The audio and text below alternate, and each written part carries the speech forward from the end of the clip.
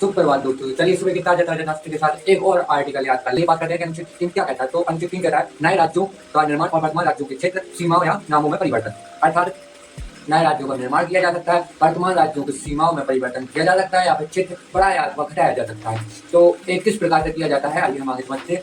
विधि द्वारा, संसद विधि द्वारा, अर्थात संसद विधि द्वारा इसे कर सकते हैं। विधि में जो नियम व कानून दिए गए उनका पालन करते हुए संसद नए राज्यों का निर्माण अथवा वर्तमान राज्यों की सीमा अथवा क्षेत्र में परिवर्तन कर सकती है। तो इसका अनुच्छेद 3 का खंड का कहता है किसी राज्य में से उसका राज्य अलग करके अथवा दो या अधिक राज्यों को एक या राज्यों के भाग को मिलाकर अथवा किसी राज्य क्षेत्र को किसी राज्य के भाग के साथ मिलाकर नए राज्य का निर्माण कर सकेगी।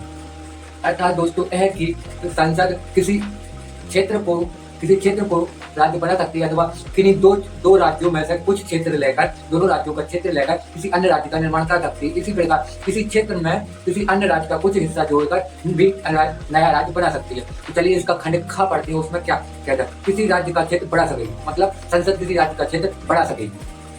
और खंड ग कहता है किसी राज्य का क्षेत्र घटा सकेगी, संसद किसी राज्य का क्षेत्र घटा भी सकती है। और इसी का खंड घ कहता है किसी राज्य की सीमाओं में परिवर्तन कर सकेगी, अर्थात संसद किसी राज्य के सीमाओं में परिवर्तन कर सकती है, लेकिन विधि के अनुबंधों को पालन करते हुए।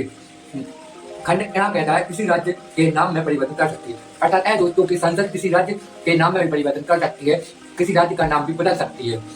तो अब इसी का हम परंतु करते हैं। परंतु मैं क्या कहता हूँ, परंतु इस प्रयोजन के लिए कोई विधेयक राष्ट्रपति की सिफारिश के बिना, लेकिन ऐसा परिवर्तन के लिए कोई भी विधेयक राष्ट्रपति की सिफारिश के बिना, मतलब राष्ट्रपति जब तक उसमें मंजूरी ना दे नहीं हो सकता। और जहां विधेयक में अंतर्विष्ट प्रस्थापना का प्रभाव राज्यों में से किसी के क्षेत्र, सीमाओं या नाम पर पड़ता है, वहां जब तक उस राज्य के विधानमंडल द्वारा उस पर अपने विचार ऐसी अवधि के भीतर जो निर्देश में निर्दिष्ट किए जाए या ऐसी अतिरिक्त अवधि के भीतर जो राष्ट्रपति द्वारा अनुज्ञात की जाए।